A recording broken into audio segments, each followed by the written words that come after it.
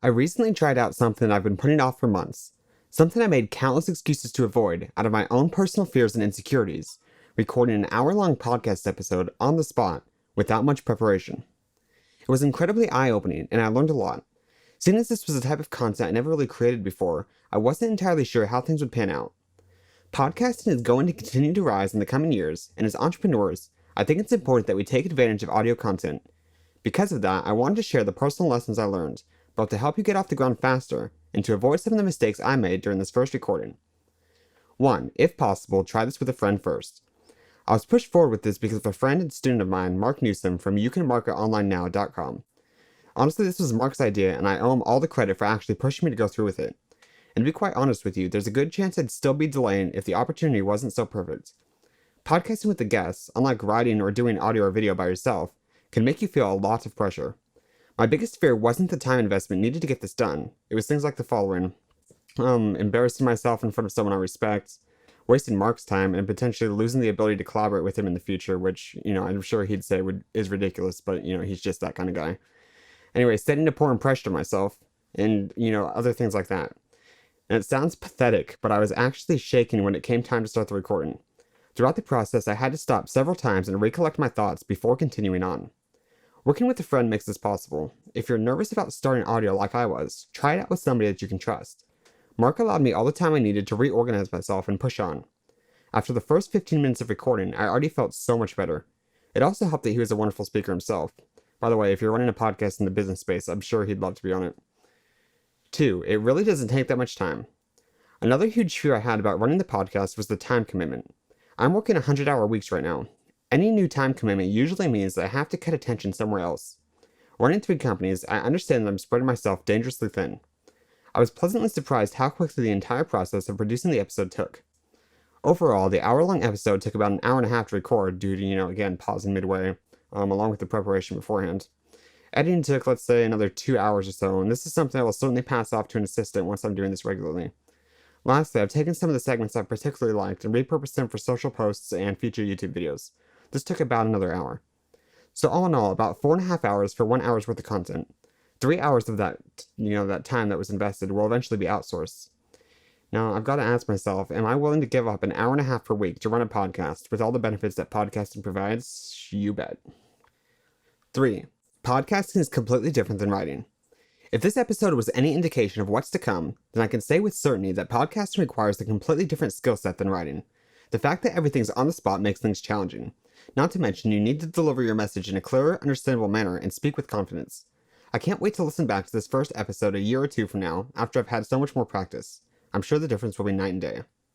One thing that helped me was to think back to the first time I ever published written content online. Chances are, your first piece of content wasn't world class. The same will likely be true with audio. While some people are naturally gifted speakers, this is a skill that must be built up over time. Embrace the idea that your first episode won't be that great. As long as you keep practicing, things will surely get better in time. 4. Run an audio test beforehand. I screwed up. It wasn't until I began the editing process that I realized my microphone was suffering from pretty bad electrical interference.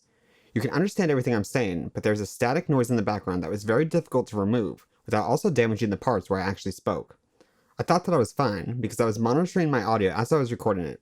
I couldn't hear any electrical interference while I was talking. When I played it back, however, it was clear as day.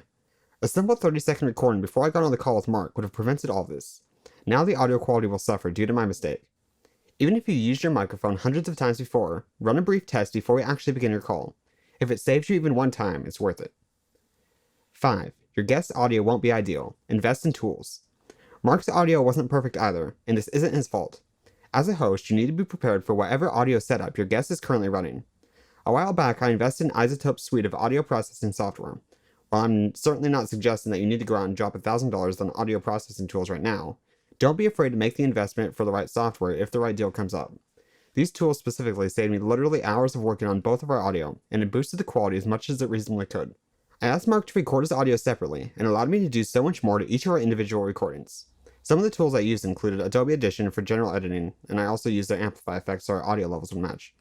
iZotope RX7, the tools I used were mouth declick to remove mouth noises, voice to noise to remove background noise, breath control to remove loud breaths, and their de-esser to remove the harsh s sounds from the audio. iZotope Neutron 3 for EQ, compression, and their sculptor. Again, you do not need professional software to go very far with the recording. Just remember your guests will not have the same overall audio setup that you're used to, and this is something you have to account for. 6. You can truly learn a lot.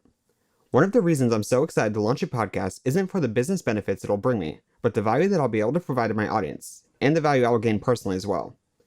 When you bring in a guest, you have an incredible opportunity to tap into all their experience and expertise that they've gained over the years. You get to ask them important questions in real time and shape your episode to extract the most amount of value from a potential guest.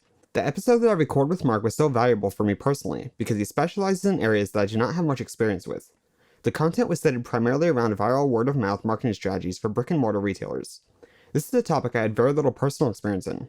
Because of the hour and a half I spent with Mark, I now consider myself to be much more knowledgeable in this area, and will be able to pass that knowledge forward to others because of it. When starting a podcast, do not focus solely on sponsorships or product sales. Remember that there is an immense amount of value in building a network and learning new information through your podcast. 7. There is little to fear. I'm not normally a person to make excuses, but I gave myself plenty for a delay in the production of this episode. 15 minutes in, and I began to realize that I had nothing to worry about. Like most fears, my hesitation was completely irrational. Most of the things I had told myself simply weren't true. As entrepreneurs, we like to hold ourselves to standards, and we try not to deviate away from them. However, it is doing what makes us uncomfortable that actually allows us to grow. If we continue to accept where we are now, we can never truly make it to wherever we want to be. You've got to stop and ask yourself, what's the worst that can happen if you tried starting a podcast? Maybe you embarrass yourself or you waste a few hours of your time and you have to just scrap your episode entirely. I mean, who knows, but honestly, that's not a lot. In the meantime, you'll continue to get better. Mistakes will become fewer and fewer.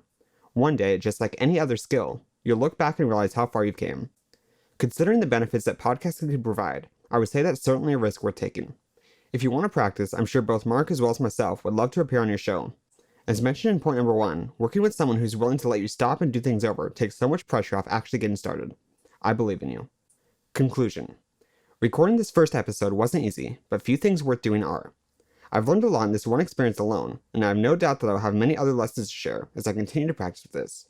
I'd love to hear what concerns and fears are holding you back from starting a podcast. I'd love to see more of my readers launch one this year, and I hope you'll get in touch with me when that happens. I'd be delighted to become one of your first listeners. And as always, if there's anything that I can help you with, you've only got to ask. To your success, James McAllister.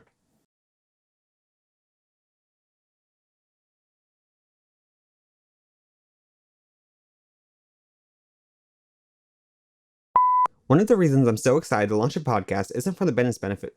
Why can't I say this?